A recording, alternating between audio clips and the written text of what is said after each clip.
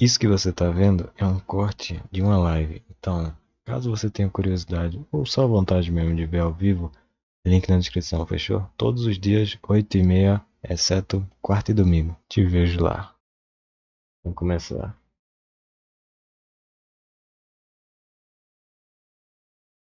Vaticano Revelados, os segredos obscuros dos papas e que a igreja escondeu. Isso aqui, eu não sei se eu vou fazer direto não, tá? Mas dar opinião sobre as coisas e tal. Mas, já que separaram o vídeo, vamos lá. Deixa eu ver vocês aqui. Aí o clima tá perfeito, exatamente, exatamente. Ela tá reclamando ainda. Bora. Algo muito grande sendo escondido bem de... Você já teve a sensação de que tem algo muito grande sendo escondido bem debaixo dos seus olhos? No nariz. Olha o tamanho. Olha o tamanho. Isso aqui dá pra ver, né?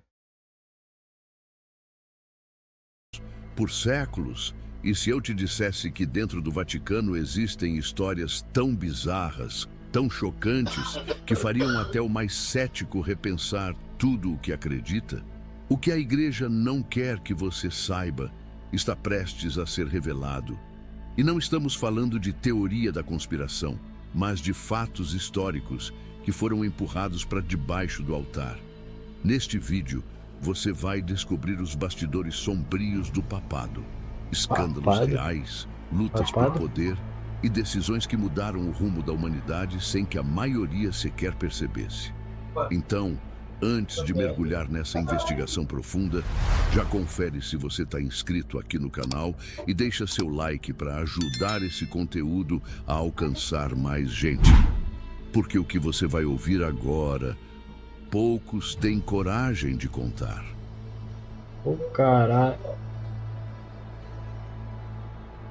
Quando a gente olha para a história do mundo com calma, percebe que tem um fio invisível ligando os grandes acontecimentos. E nesse fio, o catolicismo aparece como um nó bem apertado.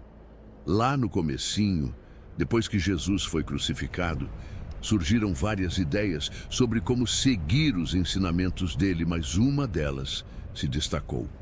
E foi justamente o que a gente chama hoje de Igreja Católica. Não tinha Bíblia impressa, nem templo luxuoso, só fé bruta e encontros escondidos em cavernas ou catacumbas. E mesmo assim, essa comunidade cresceu feito raiz de árvore em terra fértil. Com o tempo, se espalhou por impérios inteiros, atravessando desertos, guerras e perseguições. A influência foi tanta que durante séculos, reis só subiam ao trono com bênção do Papa. O catolicismo moldou leis, inspirou artes e até definiu calendários. Sim, aquele antes e depois de Cristo que a gente vê até hoje nos livros de história. Imagina só, você acorda, toma seu café, olha o calendário e, sem perceber, está vivendo sob uma contagem de tempo inventada pela fé. Igrejas se tornaram centros culturais, hospitais e universidades nasceram sob suas asas. E mesmo quem não segue a religião, vive num mundo profundamente marcado por ela. E o mais curioso é que lá atrás, antes de qualquer reforma ou divisão, o catolicismo era a única forma institucional de cristianismo. Era tipo a raiz do tronco antes de surgir os galhos. E se hoje a gente vê várias vertentes e denominações, foi porque tudo começou com uma semente. A comunidade de seguidores de Cristo que acreditavam que Pedro era o escolhido para dar continuidade à missão. É aí que a coisa começa a ficar mais séria, porque essa escolha teve consequências que atravessaram séculos.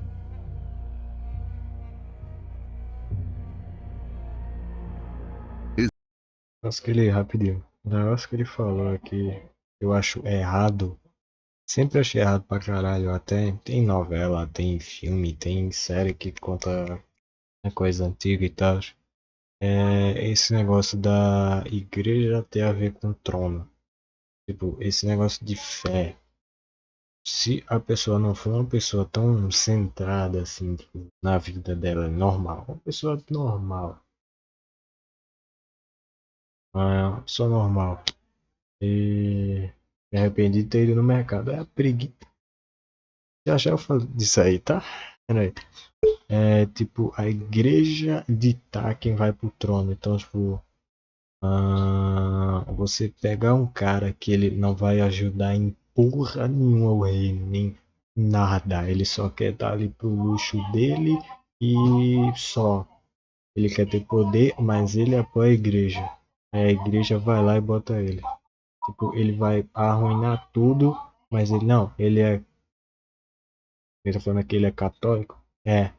Ele pode. Ah, você, o cara que quer ajudar todo mundo, que tem, né, pulso firme para, né, guiar todo mundo ali do reino e tal. Você é católico? Não, não vai. Tá ligado? Isso eu acho sempre achei uma merda.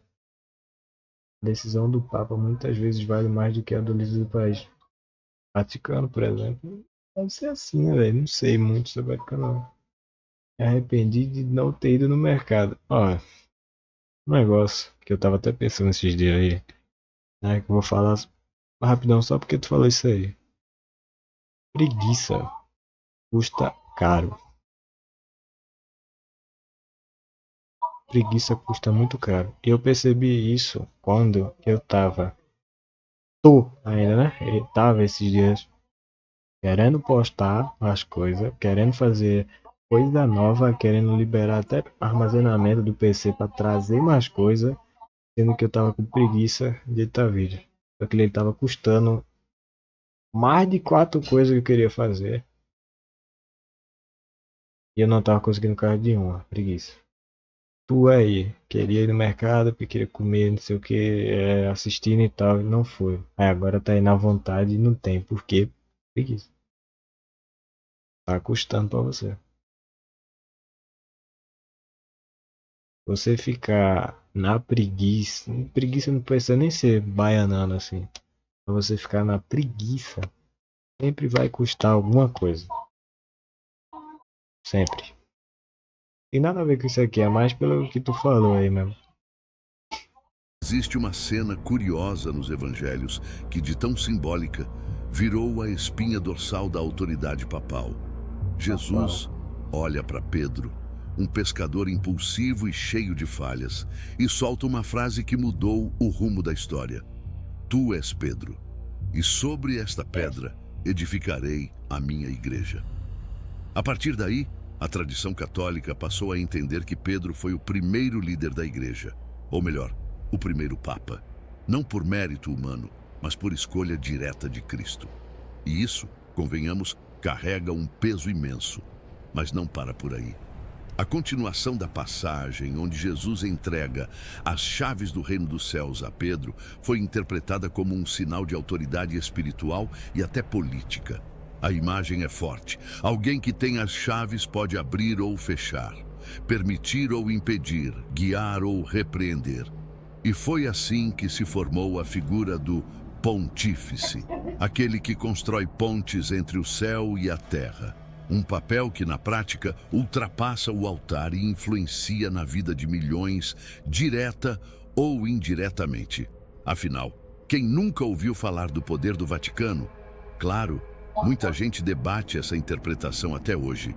Uns dizem que Jesus se referia à fé de Pedro, e não à pessoa em si. Mas o que importa aqui é o quanto essa crença moldou a estrutura da igreja. Foi como lançar a primeira pedra de um império espiritual. Um império que, aos poucos, se organizaria em torno de uma figura central, com trono próprio, vestes distintas e um tipo de autoridade que nenhum outro líder cristão jamais teve. E é aí que entra uma figura inesperada na história, um imperador.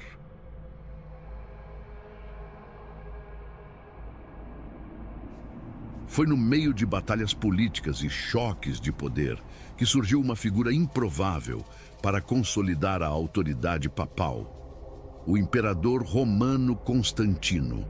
Ele não só parou de perseguir os cristãos, como também resolveu apostar neles, quase como quem investe numa empresa em crescimento. E deu certo. Com o famoso Edito de Milão, ele legalizou o cristianismo e, de quebra, presenteou a igreja com terras, privilégios e prestígio.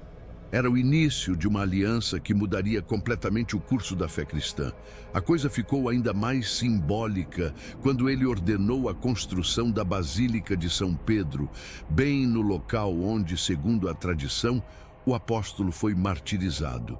Era como se Constantino dissesse: o trono do Papa é real e ele fala por Deus. E com isso, o bispo de Roma deixou de ser apenas um líder espiritual e passou a ter peso político e administrativo. Isso aqui que eu acho errado. Isso aqui que eu acho errado. Outra coisa que tem a ver com fé e tudo mais. Que assim, você seguir a Deus, seguir os caminhos de Deus, buscar Ele e tal, ler a Bíblia e tal. É ótimo. Porra, é ótimo. Mas o lance da religião em si, eu acho uma merda. E você colocar a religião somada com política, que é outra merda, aí ah, não vai, não tem como sair um negócio bom dali, velho. Pelo menos é o que eu acho, tá ligado? Não tem como sair um negócio bom disso. Aos poucos, foi se formando uma espécie de Vaticano primitivo, com estruturas, burocracias e, claro, uma linha de comando centralizada. Já não era só fé, era também estratégia. Essa centralização ajudou a unificar doutrinas, organizar os concílios e controlar disputas internas. Mas também abriu espaço para algo que viria a assombrar a Igreja por séculos: a sede por poder. Com influência sobre reis e exércitos, o Papa não era mais apenas o sucessor de Pedro. Ele era, em muitos aspectos, o imperador de almas. E como todo poder concentrado demais, sempre tem aqueles que se deixam corromper. Esse ponto aí que eu tô falando. Religião tem poder sobre as pessoas? Tem. Política tem poder sobre o pessoal? Tem. Junta os dois e deixa a cargo de uma só pessoa, vai sair coisa boa disso. Não vai. Foi nesse cenário que começaram a surgir histórias que mais parecem enredos de filme sombrio.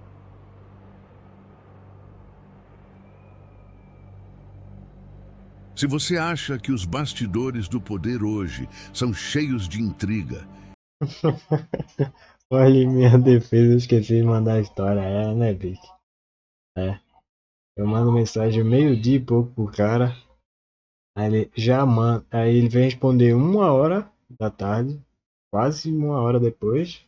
Que era meio-dia e pouquinho. Já manda 10h10 da noite. espera até ouvir o que aconteceu dentro da igreja em certos períodos. Teve papa que julgou um cadáver, literalmente. Foi o caso de Estevão VI, que desenterrou o corpo Tava de no, seu tra antecessor, tava no trabalho. Acho que esse WhatsApp é isso. Deixa quieto. Papa Formoso, e colocou o defunto no tribunal, vestido com as roupas papais, para ser interrogado. Papai. Sim, isso aconteceu. Era o tal sínodo cadavérico. Uma mistura de justiça, loucura e vaidade digna de série de suspense. E não para por aí. João XII, que virou papa ainda adolescente, tratava Meu Deus. A religião é muito importante para o ser humano em vários aspectos, mas a religião acaba cagando muitas pessoas, deixando de ser só fé e acaba meio que sendo um status. É. Pronto, é que nem você. Beleza, que hoje em dia não vale tanto mais isso. Mas antes, tipo, há umas décadas atrás, você visse alguém com uma Bíblia de. É cegando, né? Não é cagando. Enfim, Você via alguém.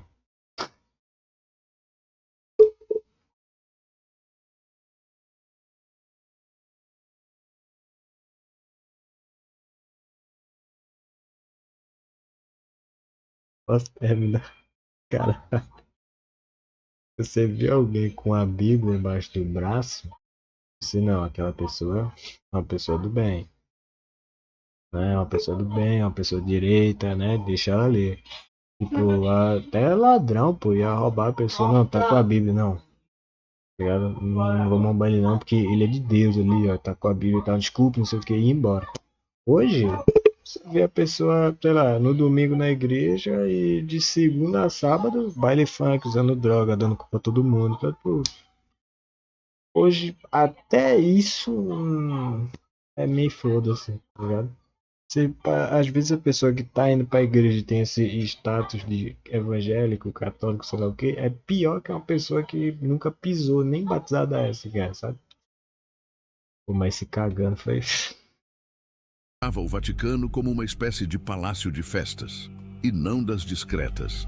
Acusado de orgias, incesto e até assassinato, A igreja, antigamente, já tinha isso aí. Acusação, né? Já tinha isso. E agora?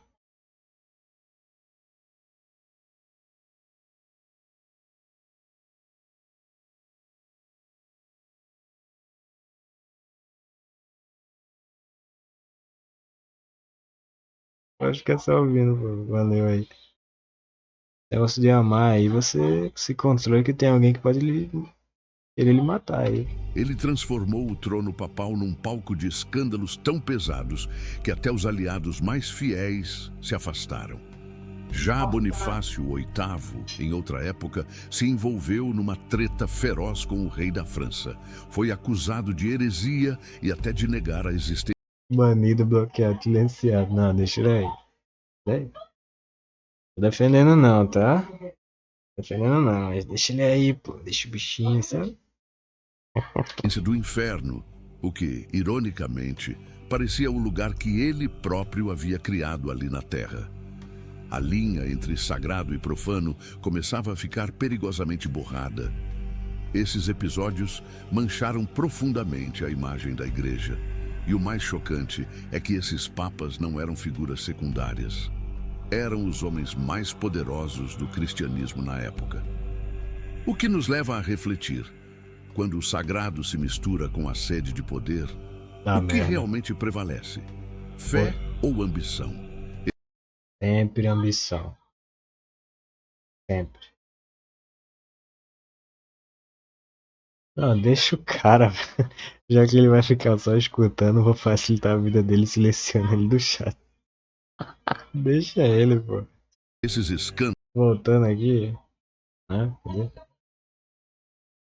o que realmente prevalece? Fé ou ambição? Não tem como. Isso aqui sempre vai ser ambição. Ah, mas a minha fé, não sei o que. Ambição. Esses escândalos abriram feridas tão profundas que séculos depois a igreja ainda tenta cicatrizar.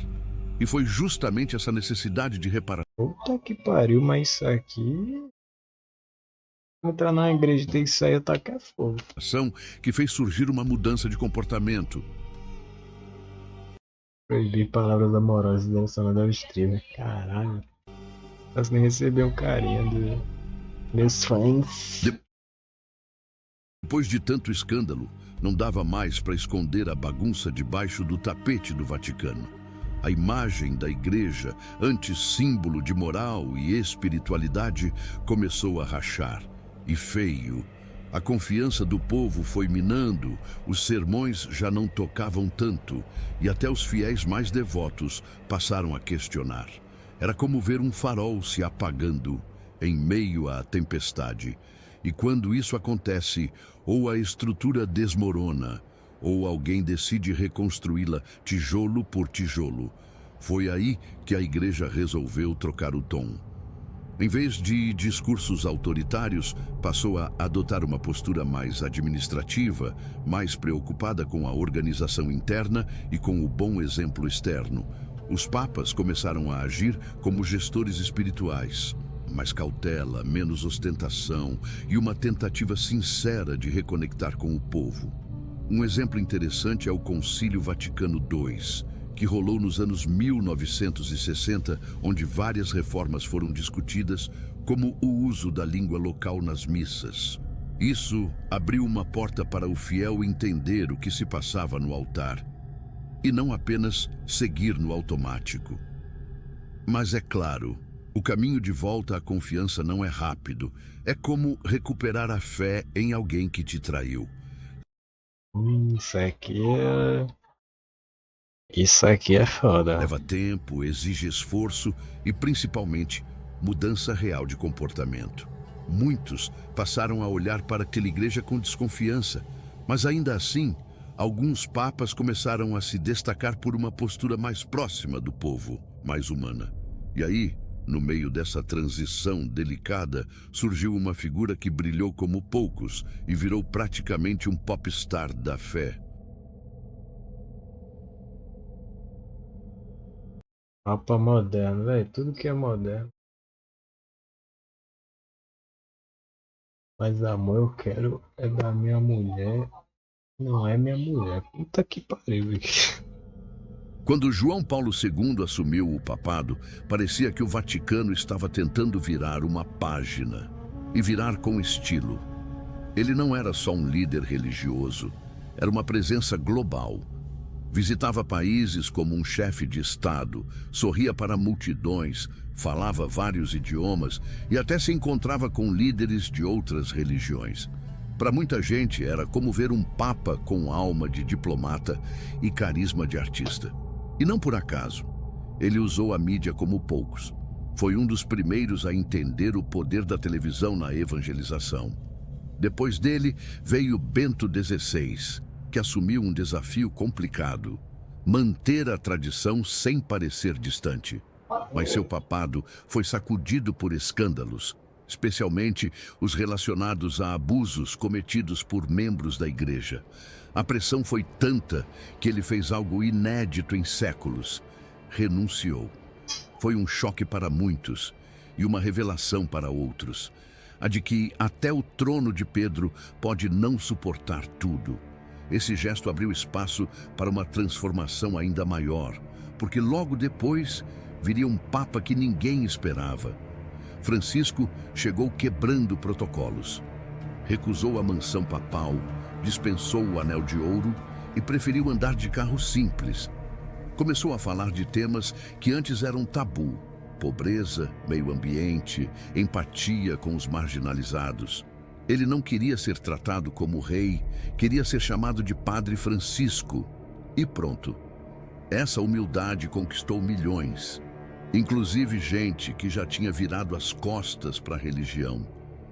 Mas será que essa nova face da igreja é suficiente para apagar as sombras do passado? Nunca. Nunca vai ser. Ou estamos só recomeçando um ciclo?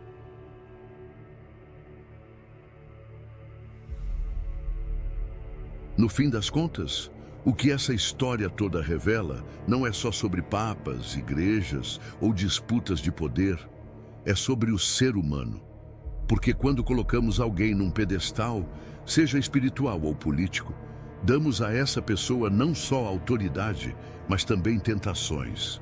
E o curioso é que, mesmo envolta em símbolos sagrados, a instituição também caiu em erros bem terrenos: vaidade, ambição, controle.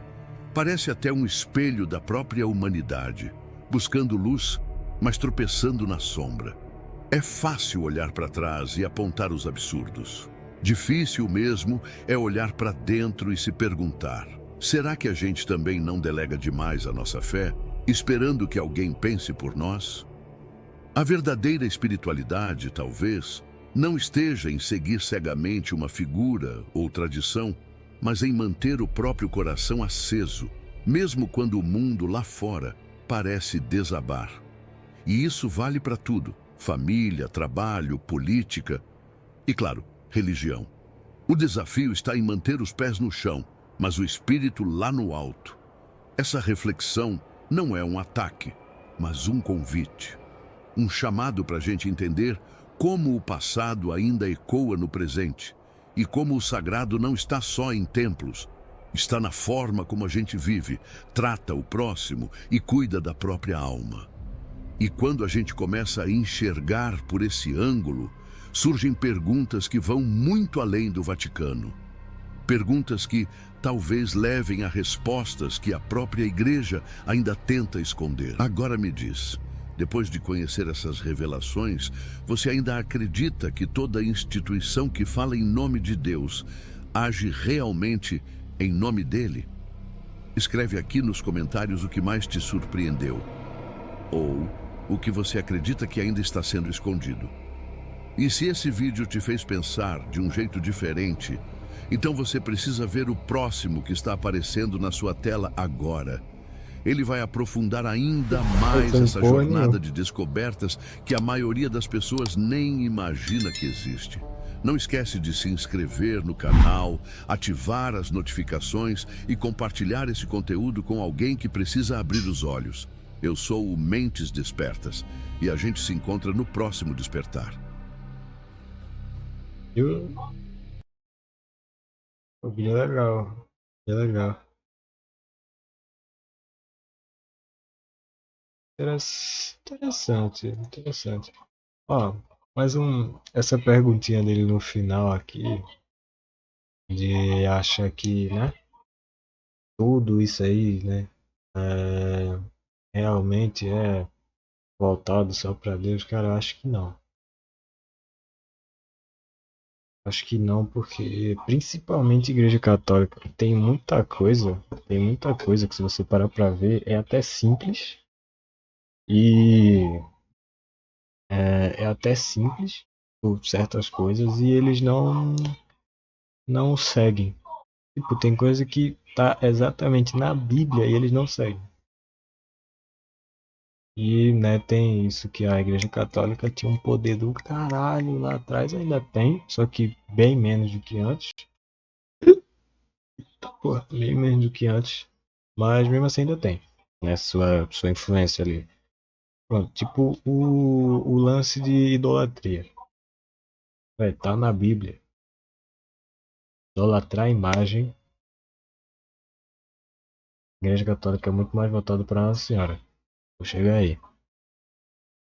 Tá na Bíblia. Idolatrar imagem é pecado. Tanto que tem aquela historinha lá. Historinha não, né? Tem aquele bagulho que aconteceu. Que criaram não sei se era um bode, se era um cabrito. Era um animal de ouro. Ouro que era para ser usado em outra coisa. E começaram a adorar ali. Adorar aquilo, né? Tanto que, se eu não me engano, o pessoal, depois disso, quando o cara voltou lá com os 2 mandamentos, pá, eu tô meio esquecido dos nomes assim, sabe? Creio que 60% Nossa Senhora e 40% Jesus Cristo. O engraçado é que a maioria dos santos do catolicismo ah, também estão na Umbanda e em centro de Macumba, Moisés. Moisés, o cara que veio com os mandamentos, né? Ele voltou e os caras estavam lá, fizeram o bicho de ouro, ele foi, só derrubou e o pessoal depois foi morto. O pessoal que tava adorando aquele bicho ali. Então o pessoal que foi, né, escolhido e tal, para sair dali, escolhido para sair dali, foi morto. Só por causa disso. Então, idolatria é pecado. Qualquer imagem, objeto, qualquer merda que não seja Deus, é pecado. Um bezerro de ouro. O ouro era para ser usado na construção do templo de Deus. O cara usou um ouro que já tinha um destino. Olha o destino do ouro. Para que eles iam fazer? E os caras vai e cria a porra de um bezerro, uma merda de uma cabra pequena para adorar aquilo ali. Porra. Fala a verdade, o pessoal de Macumba, eles tiveram que é tudo católico. E morreram. Aí hoje em dia você vê a Igreja Católica cheia de santo e não sei, né, se todo mundo aqui sabe, mas na quaresma eles cobrem os santos com aquele pano roxo. Se você for olhar a Igreja Católica nessa época, é muito esquisito. Muito esquisito. Por que que tem que cobrir o santo? Por quê? Isso aí eu não sei tanto pra que não, mas por quê? Justo na quaresma que fala que acontece um monte de desgraça, tem que cobrir o santo.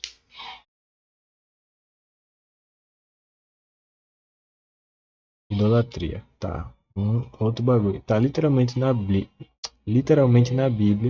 Eles leem a Bíblia, é quase a mesma coisa, né? Só tem uns adicionais ali na Bíblia deles, na Bíblia católica. Mas tá ali, idolatria é pecado. Você acha que o padre vai chegar lá na frente e ler isso? Não vai. Porque eu duvido um padre chegar lá na frente, ler isso. E se bem que hoje todo mundo é burro, né? Ele só vai falar e não, mas a gente tá adorando Nossa Senhora. A gente tá adorando a estatuazinha de Jesus aqui. Vai ficar por isso mesmo. Mesmo que o padre seja vá contra tudo do catolicismo e fale. Não, idolatria é pecado, o que a gente faz aqui é pecado sim. Você vai ficar.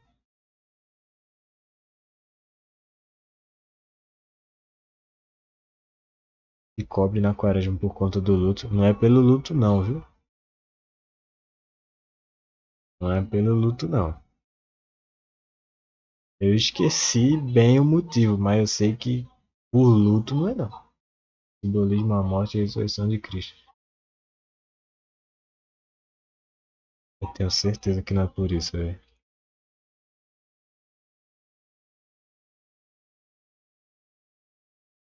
Oh, Deus santo.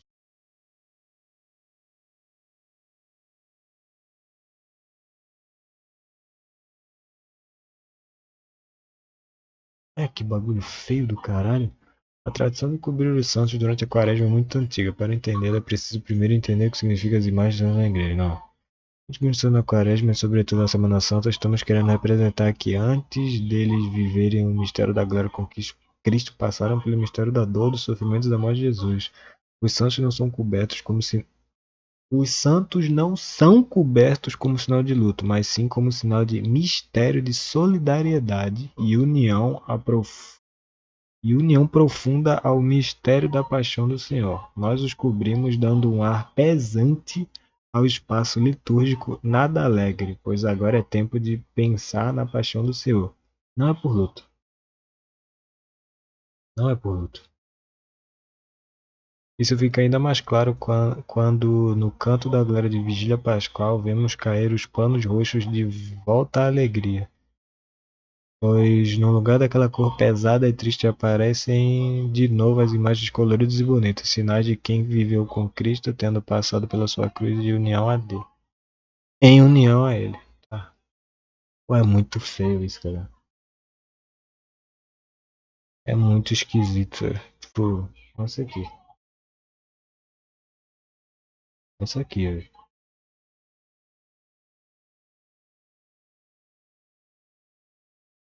Muito estranho, velho.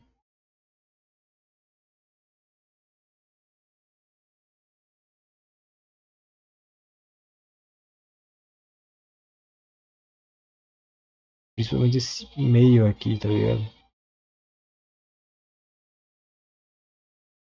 Parece filme de terror, parece mesmo. Parece. Véi, tem mais coisa. Tem mais coisa, só que agora eu não tô conseguindo lembrar. Tem esse negócio da. A freira, o filme da freira. Tem esse negócio da idolatria. E tem mais outras coisas. Que, pronto, se você. Estão ligados, né? Que católico pode ir em festa, católico pode beber, católico pode. Pode fazer tudo praticamente. Sendo que tem coisa que até na própria Bíblia tá lá. Não pode. Católico pode. Católico pode tudo. Isso é foda, velho. Isso eu não. Eu sinceramente não entendo não, velho. Porque, sabe? Ah, eu não sou o tipo que entende tanto assim do assunto, então eu não vou falar tanto assim, é que eu acabo falando merda, né? Mas, cara, assim, dentre todas, né? Tipo, falando agora de igreja. Igreja batista, assembleia, protestante, sei lá mais o qual que tem. Tirando a satânica, né? Pelo amor de Deus. Acho que a católica é a que se você abre o olho um pouquinho, você fala, não, isso daí.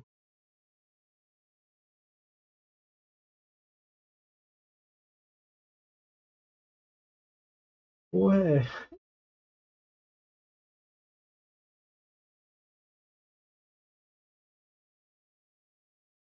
vai de bar. Vai de bar.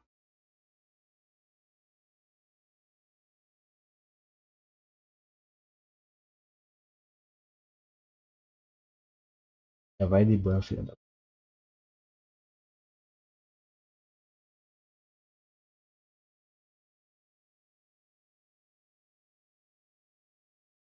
Também não queria ter lido, né, velho? Primeiro ban. Primeiro ban de todos.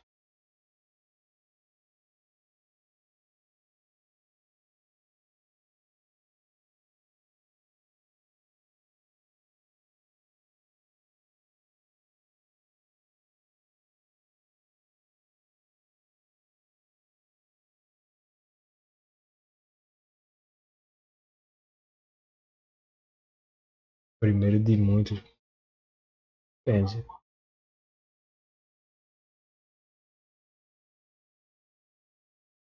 Eu quero. Eu quero. Quanto mais livre isso aqui for, tá ligado? Quanto mais livre a live for, pra mim, ótimo. Agora, uns bagulho assim. Mano, você tem que ser lixinho mesmo aqui, tá ligado? Pra levar a ban. E esse foi o primeiro. A minha tia, que antes era da macumbaria, agora ela é cristã, Macumbaria. ela estava contando pra mim que a Nossa Senhora de Aparecida, ela foi trazida por africanos aqui no Brasil e eles tinham algum ritual de jogar santos no rio, tipo quebrar a cabeça e jogar santos no rio e ela foi achada sem a cabeça, né, a Nossa Senhora de Aparecida.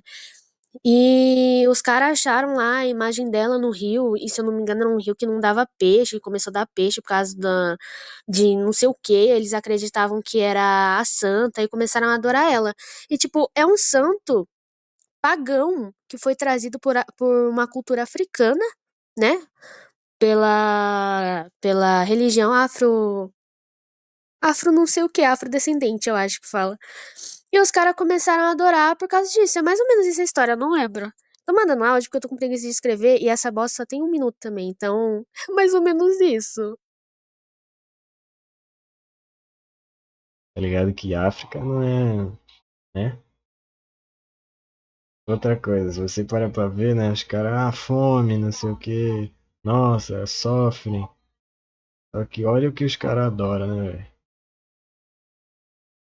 É muito santo pagão. Não, não tem muito santo pagão. Todo santo é pagão, cara. Não tem isso. Ah, mas eu vou rezar pra São Longuinho. Aí o cara vai lá, São Longuinho, São Longuinho. Se eu conquistar a mulher da minha vida, eu vou dar 3 pulinhos. Se fuder, pô. Que São Longuinho, meus ovos. Pelo amor de Deus. Tá, ó. Falaram 2 filmes. I always come back.